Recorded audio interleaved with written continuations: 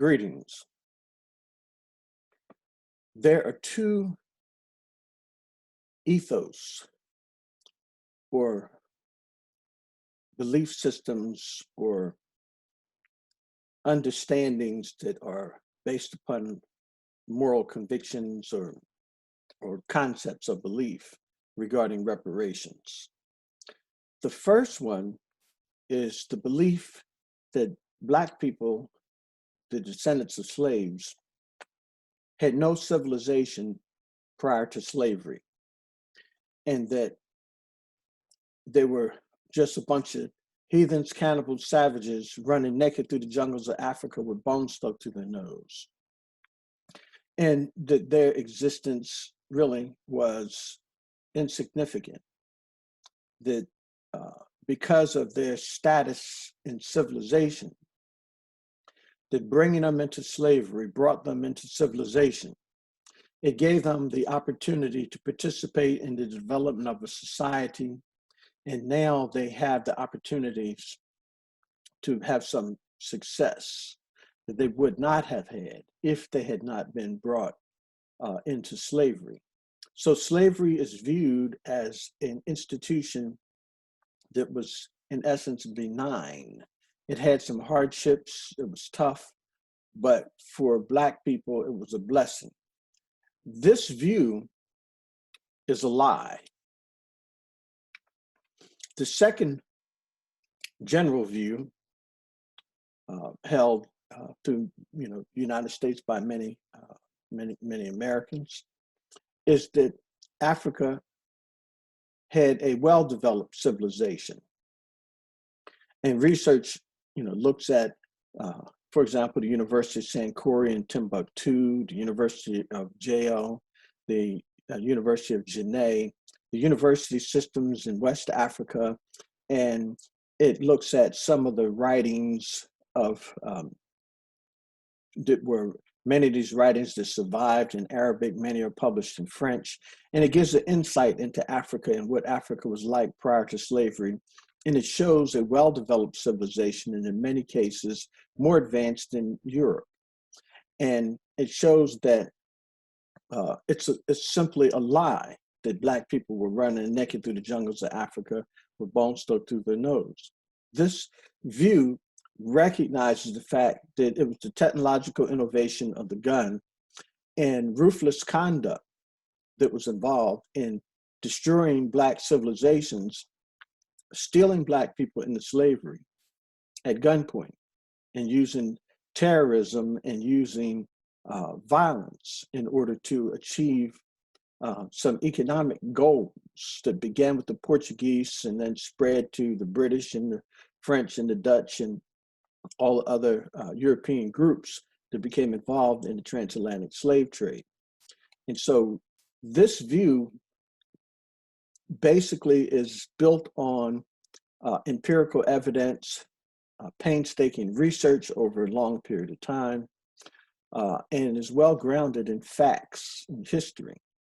And so in terms of looking at these two ethos or belief systems, it's very important that we understand what happened. It's critical. We'll never get reparations if we can't explain why, if we can't explain what happened. And what happens very often, you get into discussion regarding the issue of reparations, people will go back and they'll say, well, Africa didn't have any civilization, that everybody did slavery at the time.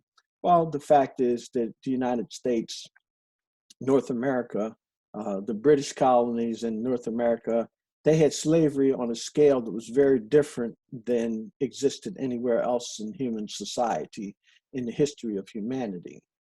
And Black people were targeted because of their race. They were made into property for life. Their children and children's children were relegated to slavery for life. So this is a peculiar institution that didn't exist anywhere else on the earth. So it's simply a lie to say that, well, everybody was doing slavery. So let's take a look at these facts and and analyze them and have some discussion about them in our communities across the nation. And let's educate everyone regarding the issue of reparations so that we can see and understand that those who oppose it are doing so based upon either ignorance or outright intentional lying. And so this is the great challenge that we have in this generation, and that is to learn enough about our history and understand enough to be able to explain it. Reparations is not an issue that's just about getting some money in our pocket. Reparations is about changing laws, changing customs, changing the way the African American is treated within the United States. It is about the elimination of systemic racism that continues to exist today. All the vestiges of slavery, of Jim Crow, that continue to exist and that affect us in terms of in the police departments, in business, in employment, in all of our customs in terms of housing. And you know, when we began to look at, before the Trump administration, there were just a massive number of lawsuits by the Justice Department that dealt with housing discrimination.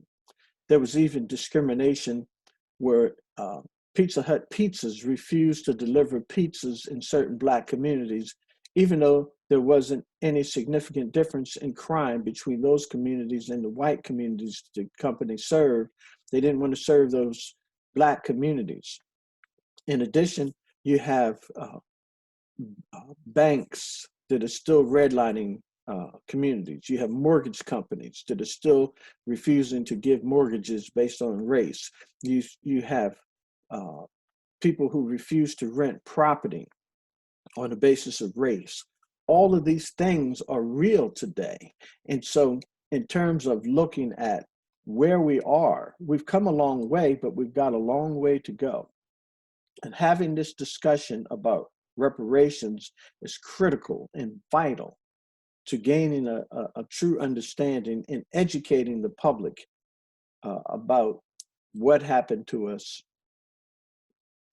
identifying the condition that we're in, where the average white family has 17 times the wealth of the average Black family. And the fact that it would take, for example, the Pew Foundation found that it would take about 230 years for the Black community to catch up economically at the current rate. So we need some dramatic activity or action that will equalize the playing field. Conservatives argue reverse discrimination, to say that now progressives promote benefits and rights for groups that the Constitution doesn't say that they have, and that the effort to fix civil rights has gone too far, and now it is discrimination against white people.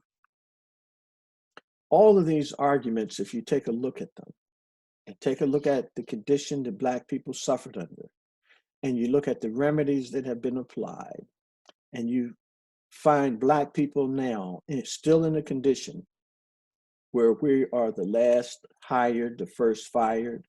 There's 17 times the wealth in the average white family than the average Black family.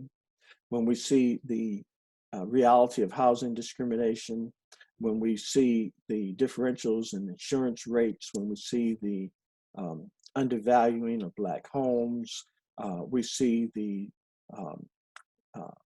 police brutality and the racial profiling of Blacks. When we began to look at the various indicators of progress in the society, we see the 20% achievement gap in public schools. When we began to look at all of these things, something needs to be done. And this concept of reparations is a discussion that we need to have so that we can begin uh, to heal. We cannot heal as a nation until we have this full discussion and we're able to look at all the different aspects of the impact of slavery and the vestiges of segregation that continue to impact us until today. So, my hope is that this discussion will stimulate your thinking and that we can begin to open a discussion and have a discussion that will lead to some change. Um, there is a bill pending in Congress, H.R. 40, that is designed to establish a study commission on the issue of reparations for African Americans that is sponsored by Representative Sheila Jackson Lee. There are, at last count, I know there were well over 50 sponsors. There may be quite a few more sponsors for that bill at this time. We need to get that bill to the floor and have it voted on and establish the study commission so that we have a formal entity that has adequate representation to be able to begin examination of the issue of reparations and report back to Congress and the president in order to try to get legislative initiatives that will make the reforms that are necessary in order for us to be able to achieve and make the progress that is needed to move us to the next stage. Thank you for listening.